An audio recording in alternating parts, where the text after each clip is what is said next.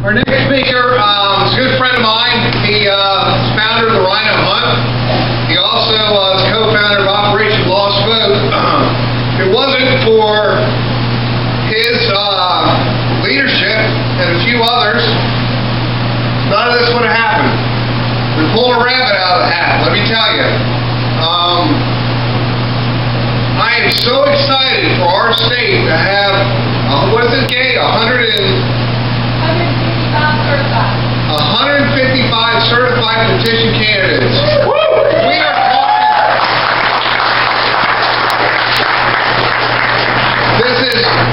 This is historical, and we're going to change some faces in Columbia.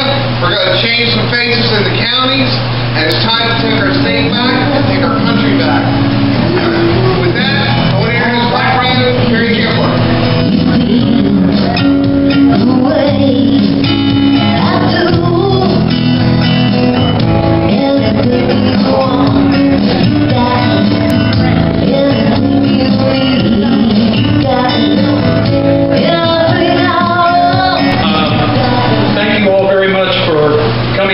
For having me, Britt, Judy, all the candidates. All too often I'm getting way too much credit for putting together Operation Lost Vote. I've been fortunate that I've kind of been the spokesperson quite a lot, the face person, but there's been nobody that's worked any harder on Operation Lost Vote than Karen Martin of the Spartanburg Tea Party.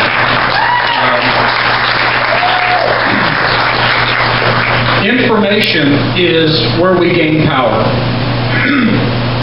And without Karen's ability with the Operation Lost Vote website, putting up all the communication, heading up the Operation Lost Vote Facebook page, which has been a huge success,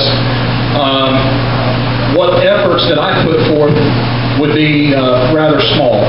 So, Karen, thank you for all that you've done for this cause. That last little verse of that song about that's their best won't do. Just a little background about Rhino Hunt. Nearly 4 years ago, I got an email from the Speaker of the House, South Carolina Speaker of the House, Bobby Harrell. It was after the close of the legislative session, and he went through the email talking about what a wonderful job the Republicans had done, how they had cut taxes, how they'd cut spending, how they were ultra-conservative. Toward the end of the email, he mentioned a few things that were not so conservative and promptly blamed those things on Democrats. I was kind of asleep at the switch at that point. I was just waking up politically, knowing that something was wrong, not quite being able to put my finger on what the problem is. And I wanted to do something. So I went to the legislative website and I started counting how many Republicans there were in the House versus how many Democrats there were in the House. What I found was shocking to me. I found that we had an overwhelming majority of Republicans in the House. And I thought, well, he must be referring to the Senate, where we have too many Democrats. So I did the same on the Senate. And I found out that we not only had a majority of Republicans in the Senate, we had a filibuster-proof majority in the Senate of Republicans. Well, I knew we had a conservative governor in Mark Sanford. So the thought came to mind, if we have a majority of Republicans in the House, we have a filibuster-proof majority in the Senate, and we have a conservative Republican governor, how can we possibly blame anything on the Democrats? And it was at that moment, I guess, I really began to feel what I've been told all my life, and that is the greatest insult that anybody can put your direction is to lie to you. To lie to somebody is the greatest insult. And what the Speaker of the House was implying in his email was just an outright lie.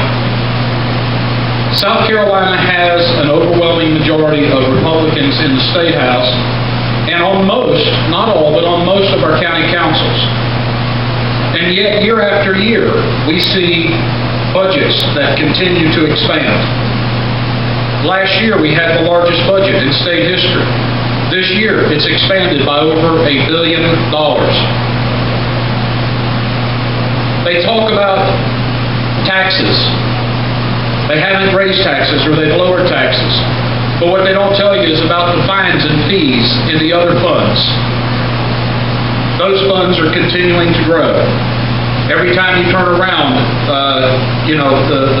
the fees for getting permits and anything that you have to do to connect with government has become more and more expensive. We're being lied to. And that's when I decided that we need to go on a rhino hunt. Rhino being Republican in name only. Counterfeit Republicans. I started this organization. We had our first meeting. I believe there was 12 people that showed up. We've come a long way since then. We now have established chapters here in Oconee County. We have Greenville County, of course. We've got Horry County, Charleston County. On the 4th of September, we're launching Pickens County Rhino Hunt. I'd invite all of you to come and support Rhino Hunt there. We're going to have a big meeting. That'll be on September the 4th at 6 o'clock at Michael's Pizzeria there on Main Street. Please come out for that. Oconee County is going to be coming on board soon. Spartanburg County Rhino chapter is going to be coming on soon.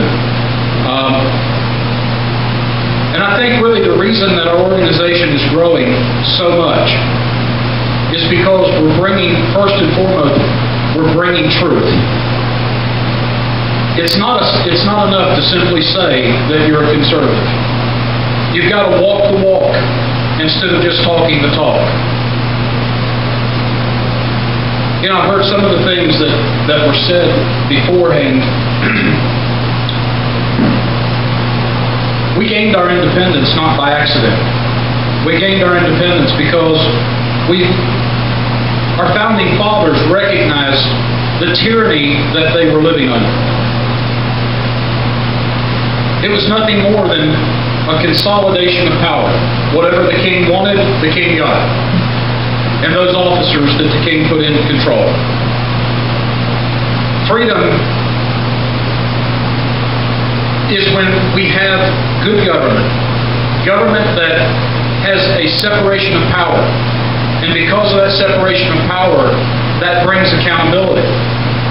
Good government is a government that we know what's going on. It's transparent. The economic incentives deals that is coming out of the State House and the State Senate, those deals are multiple millions of dollars of our tax money. And yet those decisions are made in secret and by very few selected folks. That's not free markets. It's never the government's job to manage the economy. It's the government's job to get out of the way and maintain personal freedom and liberty. Can you imagine if during the war for our independence, if the first time that things did not go in favor of the colonialists, if they'd have said, it's too tough, we can't do this, it would have been worse than if they'd have never have started in the first place.